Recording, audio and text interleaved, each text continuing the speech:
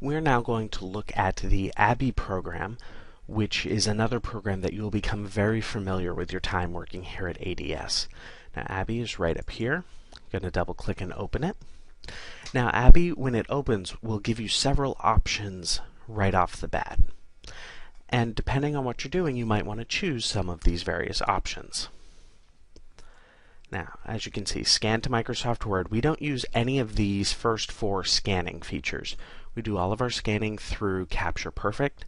I've actually never tried doing the scanning directly into Abbyy, but I don't think Abbyy talks to the scanner very nicely. Usually what I 90% of the time did was I chose Open to open a file. Now, if you have this option here, Convert PDF/images to Microsoft Word, if you have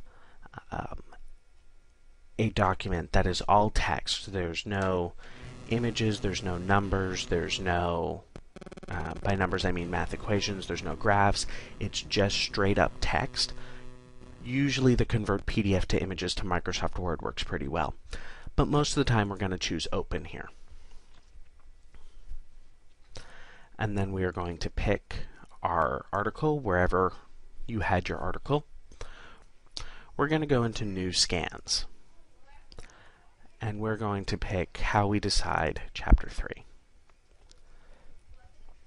Now, Abbyy is going to take a while, and it is going to open all 36 pages, and it then has to read them for the layout of the page so that it understands what is text, what is images, what is important, what isn't, and then it has to analyze the text within the boxes. So I'm going to hide that and pull up one particular page here. Now in Abbyy you have several boxes that are important. Over on the left there is where all of your pages are, and they're in order. They're in the order that they were scanned. One of the great things about Abbyy is that while Capture Perfect will scan and one page will be right side up, one page will be upside down, Abbyy realigns all of the pages for you. And then box 2 here is the image, and this is the actual scan. This is what Abbyy has recognized. So these green boxes say that it has recognized that those are text areas, and anything outside of the boxes it's not going to deal with. Here you can tell it to analyze, to do it again. You can tell it, you can manually draw text area, picture area, table areas. The tables can get very complicated. And then one thing that often needs to happen is you need to go in and edit image. Now, this has to happen all the time, unfortunately, because a lot of these documents are going to get fed through screen readers. And screen readers are very powerful programs, but they're dumb. They will read exactly what's fed into them. So you're going to go in and you're going to delete extraneous things. So like the chapter number, page numbers. You're just going to go in.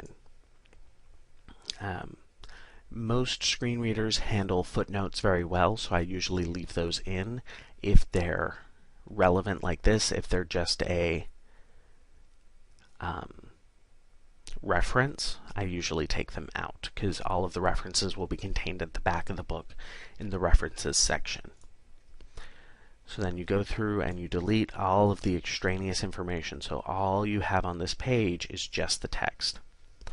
After you do that, you need to highlight all of your pages. I usually do this by clicking the first page, scrolling all the way down, holding the Shift key, clicking the last page, and you need to tell the program to read them again.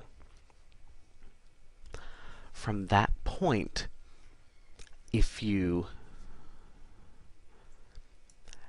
take a look, number 3, box 3 here is the text, and this is what Abbyy thinks that it sees from the image. And anything highlighted in blue is an uncertain character, where Abby's like, I think I've got it, but I'm not quite sure, so I'm going to double check with the user. And then I'm trying to get, so they're the typical word, underlines if it doesn't know the word, etc. And because this is just text, mostly it's going to be 99% plus accurate. So in that case, I'll just highlight all of the pages again. This time I'm going to do it by clicking in the document window here and pressing Control A.